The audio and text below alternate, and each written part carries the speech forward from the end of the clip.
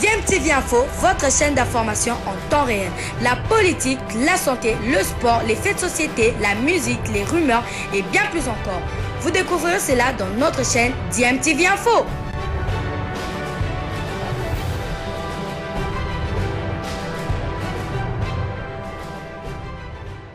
Vous êtes sur DMTV, bonjour ou bonsoir, tout dépend de l'heure à laquelle vous nous suivez. Tout plaisir est pour nous de vous retrouver, mais surtout de savoir que vous êtes nombreux en train de suivre votre chaîne YouTube DMTV.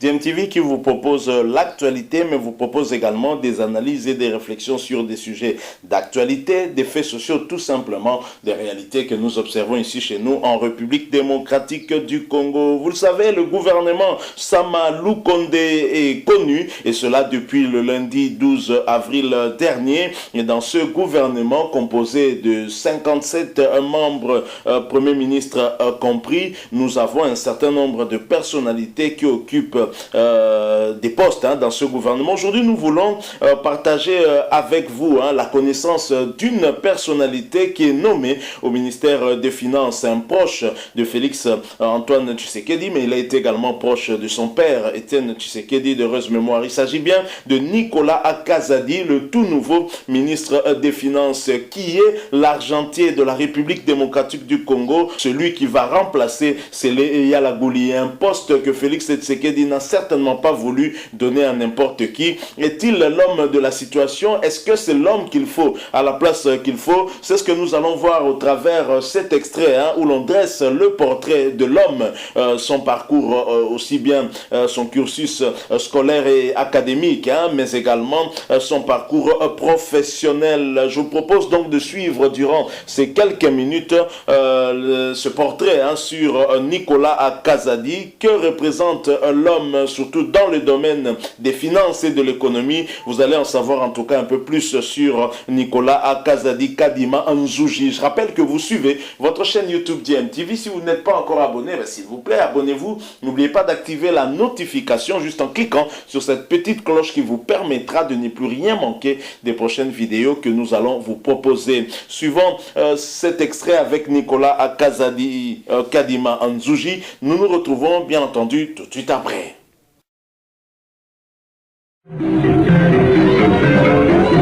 Natif de Kinshasa, élevé dans une famille de l'élite universitaire et politique de l'époque, Nicolas Serge Kazadi Kadima Nzouji décroche son diplôme d'État en sciences commerciales et administratives à l'Institut du Mont Amba, où il sort major de sa promotion à 17 ans. Après une première année passée à la faculté des sciences économiques à l'université de Kinshasa, il décide de s'inscrire à l'université Marienne Ngouabi de Brazzaville pour, dit-il, fuir l'encadrement encombrant de son père qu'il aurait eu comme professeur de management en deuxième année. 3 ans plus tard, il décroche sa licence en sciences économiques, option planification du développement, et se rend en France où il décroche successivement une maîtrise en macroéconomie à l'université de Reims et un diplôme d'études supérieures spécialisées à Paris 1 Sorbonne en régulation économique et politique de développement. Il intègre la direction des études de la Banque centrale du Congo en août 1991, où, très vite remarqué, il s'occupe successivement des comptes nationaux, des prévisions macroéconomiques et de la politique monétaire. À 28 ans, il est nommé conseiller financier auprès du ministre des Finances Pierre Paipai. Il est maintenu au même poste par les ministres Gilbert Kyakwama et Marco Bangouli. Durant ces années fortement secouées par une transition politique chaotique, il se distingue par son action déterminante pour sauver le pays de l'expulsion forcée du FMI, en raison des arriérés importants accumulés et de la dégradation du cadre macroéconomique et des politiques monétaires et financières. À l'arrivée au pouvoir AFDL de Laurent Désiré Kabila, il retourne à la Banque centrale où il est retenu dans l'équipe restreinte de 20 membres nommés pour concevoir et superviser la mise en œuvre de la réforme monétaire qui a introduit le franc congolais. Il en est le plus jeune membre. En août 1998, il intègre la prestigieuse École nationale d'administration française, promotion Averroès, où il rejoindra de nombreux hauts fonctionnaires et personnalités politiques de l'Hexagone et du monde entier. Peu convaincu du pouvoir issu de l'AFDL, c'est durant son séjour en France entre 1998 et 2000 qu'il rejoint l'UDPS, attiré par son représentant de l'époque, feu le professeur René Kibanza Moigna, qui fut son condisciple à la Sorbonne. De retour au pays, il rencontre un accueil hostile à la Banque centrale du Congo, instrumentalisé par certains collaborateurs du gouverneur de l'époque, dont Janine Mabunda. Encouragé par Jean-Baptiste Bomanza, le porte-parole d'Étienne Tshisekedi de l'époque, il accentue sa fréquentation du leader Maximo, qu'il a continué de conseiller dans l'ombre jusqu'au bout, sans jamais s'éloigner de l'UDPS.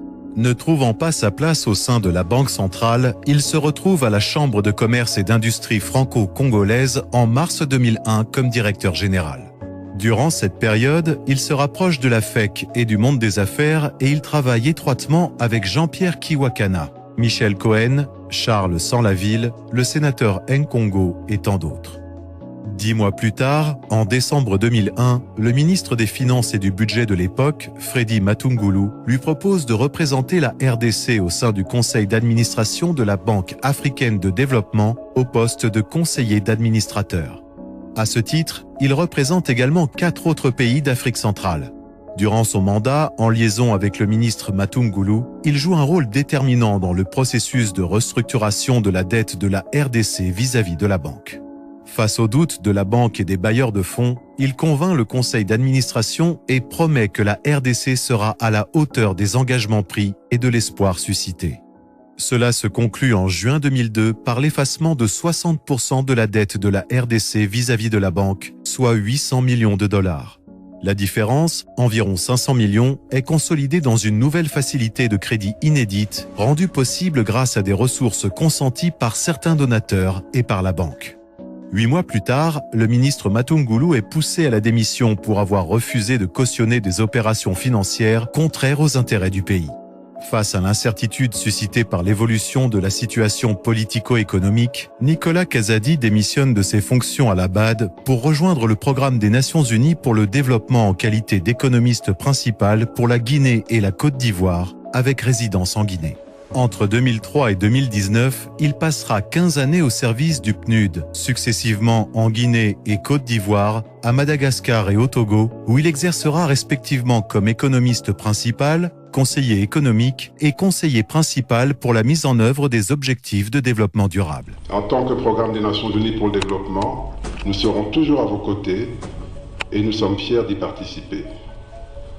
Excellence, Monsieur le Vice-Premier ministre, je voudrais simplement réitérer cette disponibilité qui est la nôtre à accompagner ce mouvement et je voudrais également vous dire qu'en dépit des difficultés normales inhérentes à un processus de transition politique, notre vœu le plus ardent est que la reprise du cadre intégré renforcé soit effective au-delà du contexte politique parce que nous avons besoin de ce diagnostic renouvelé pour aller de l'avant et que, quels que soient les cas de figure, nous en aurons besoin dans la phase qui va suivre la transition politique. Je vous remercie. À ces divers titres, il a accompagné les gouvernements de ces différents pays dans la conception et la mise en œuvre de leur politique de développement et stratégie de lutte contre la pauvreté, ainsi que dans leur dialogue avec les bailleurs de fonds et le secteur privé. Il a également activement contribué au processus mondial ayant conduit à la définition par l'ONU des objectifs de développement durable en septembre 2015. Parallèlement à sa carrière internationale, au niveau du parti, après le rendez-vous manqué de 2006, Nicolas Kazadi fut le principal rédacteur du programme électoral du candidat Étienne Tshisekedi en 2011, dont le projet fut remis par ce dernier aux candidats et partis politiques de l'opposition dans la perspective d'une union derrière sa candidature face à Joseph Kabila. Se sont déclarés. Mon frère et ami Étienne Tshisekedi m'a appelé de venir ici. Il m'a remis le programme, le projet de l'Union pour la démocratie et le progrès social. Il m'a demandé de pouvoir le lire, de faire des observations et des remarques, ce que j'ai accepté. Et je rentre avec un exemplaire de ce projet de programme.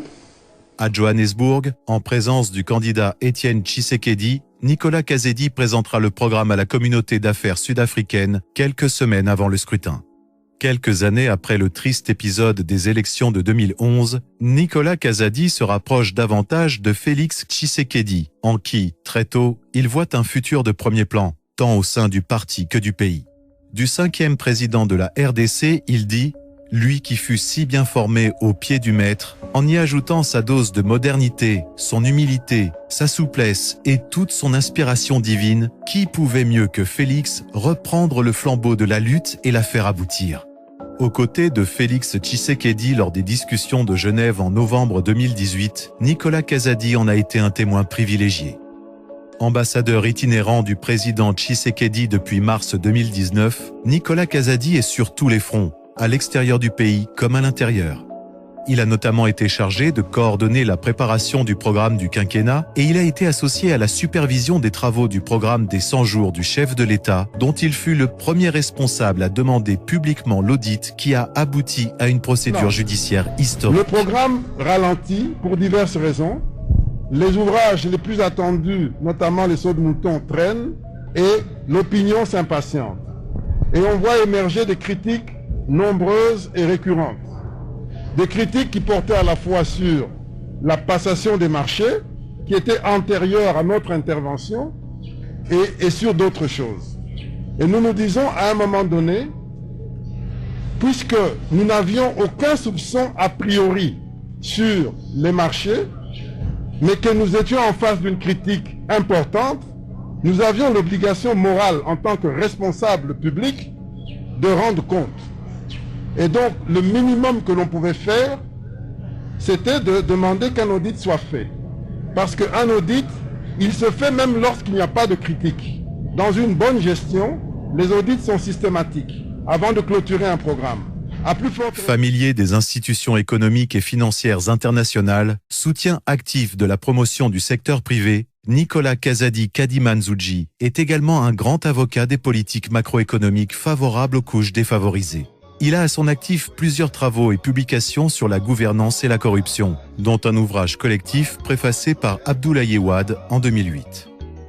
Intellectuellement dense, affable, accessible et discret, le collaborateur de Félix Tshisekedi est un réformateur, administrateur civil, économiste, financier et praticien du développement confirmé, mais également un négociateur infatigable, chrétien pratiquant, marié et père de famille.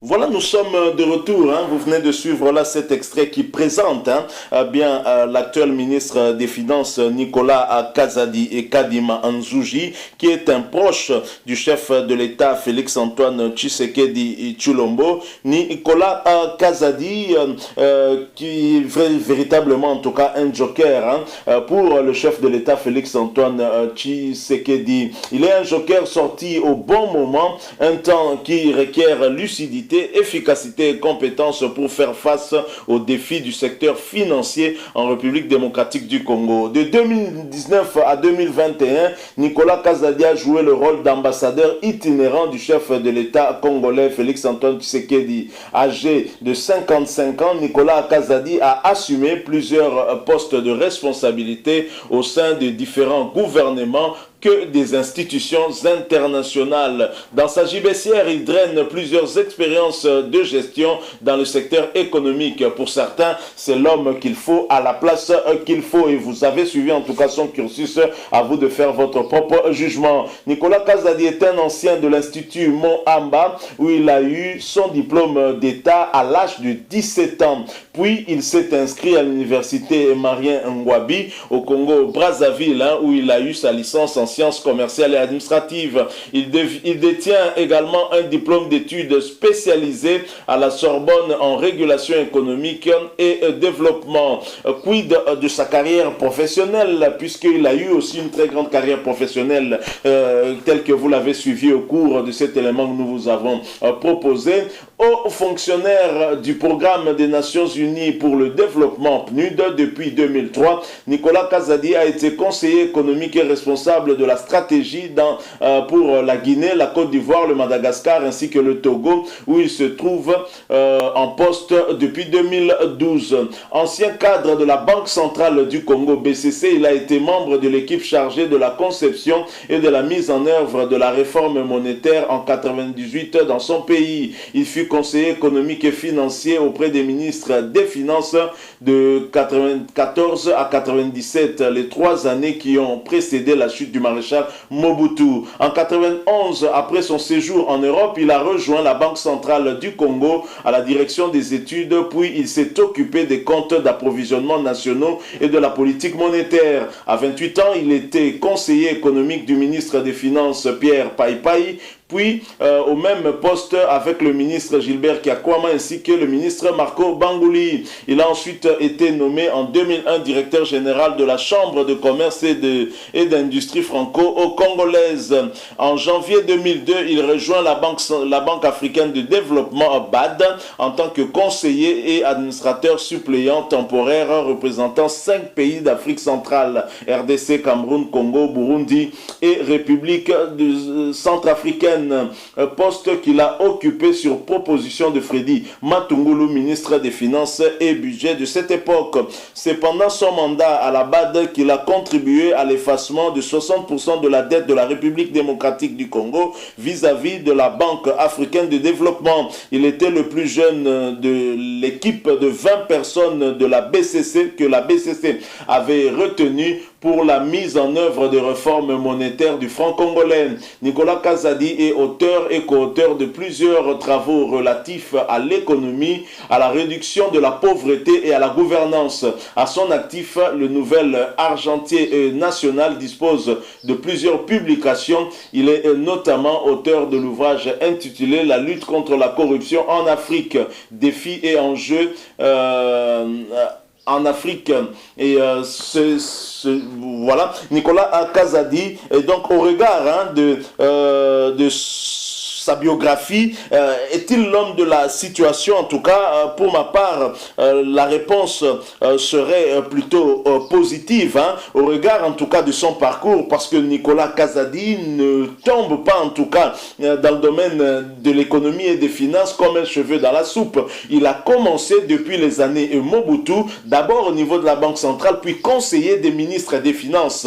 Le tout premier ministre, c'était l'expérimenté Paipai ou Sagasigé, et ensuite il y a eu Kiakwama, un féru également aussi, un fervent économiste. Il y a également Marco Bangouli, et donc Nicolas Kazadi n'a pas été limogé après avoir conseillé Paipai. Il est resté, et puis il a été toujours conseiller au même ministère sous Kiakwama ainsi que sous Marco Bangouli. C'est dire qu'il a acquis de l'expérience au fil des années, et cette expérience-là, il a eu même à la parfaire au niveau des institutions internationales. Je pense que Félix Tshisekedi a là un pion majeur qui peut aider notre économie à se redresser et qui peut aussi aider notre monnaie, le franc congolais, à se stabiliser par rapport aux devises étrangères, notamment le dollar américain. Donc voilà le portrait que nous avons voulu partager avec vous. Nous estimons que ce candidat au ministère des Finances, puisqu'il est peut-être peu connu par le public congolais, qui s'est posé beaucoup de questions, est-ce que